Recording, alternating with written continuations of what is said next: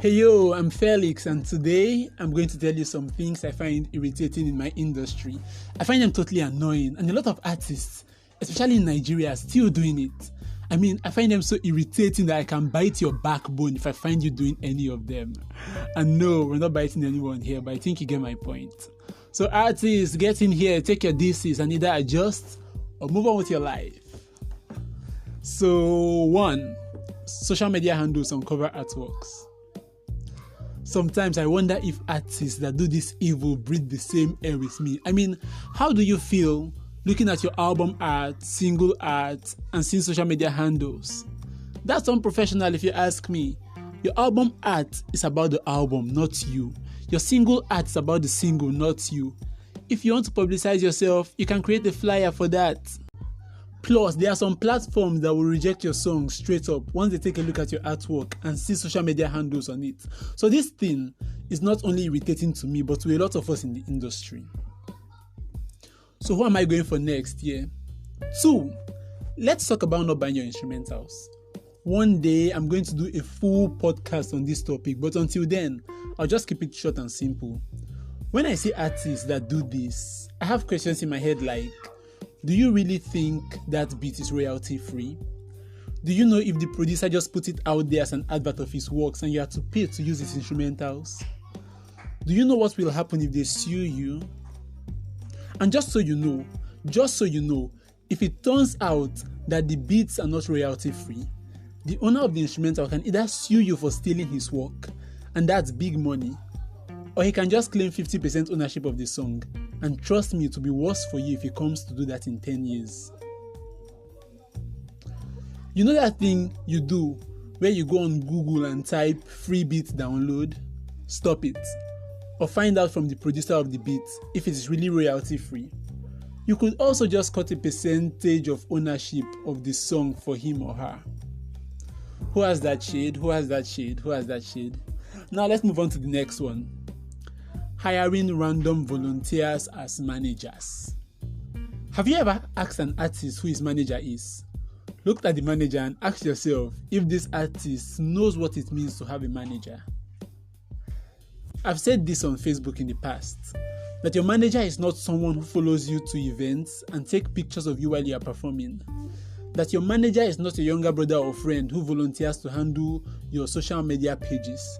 Your manager should be someone who understands the industry you're in and is able to position you to get the best out of the industry. Look at your manager today and ask, how much does he know about the industry? Does he know how to make collaborations that will work? How easy is he making my work for me?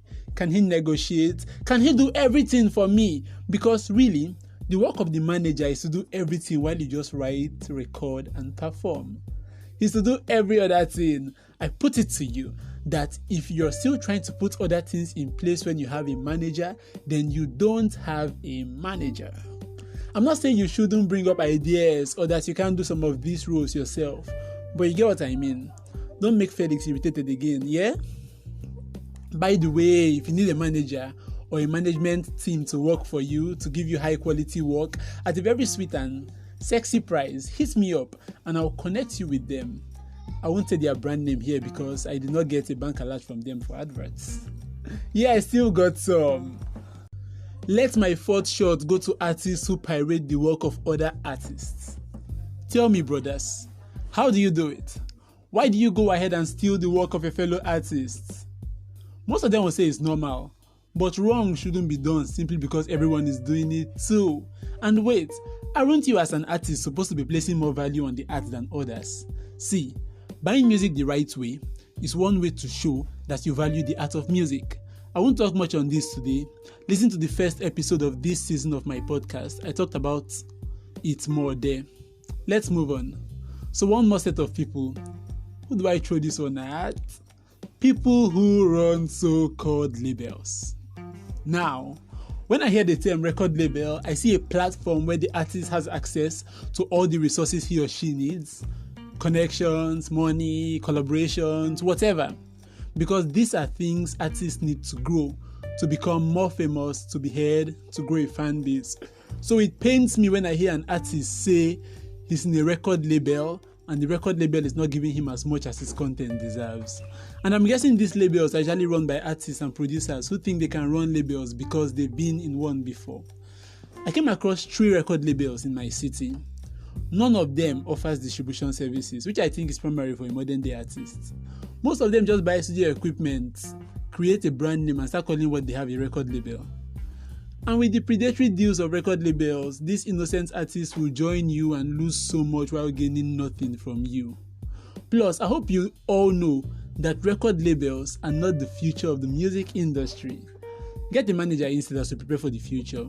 So this is it for today. I just told you 5 things I don't like seeing in my industry, that irritates me, that pains me, and I hope you learned from them. My name is oddFelix, and I can't wait to talk to you again. I love you.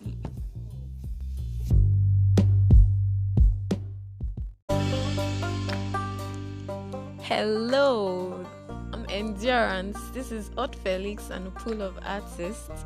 I hope you enjoy yourself and learn something new. Welcome.